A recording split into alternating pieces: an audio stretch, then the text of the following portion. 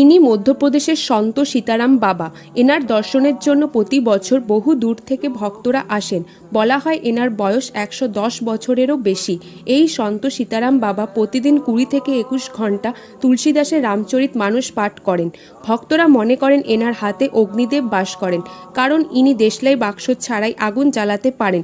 এর জন্য তিনি 10 বছর দাঁড়িয়ে থেকে এবং 12 বছর মৌন থেকে কঠোর তপস্যা করেছিলেন।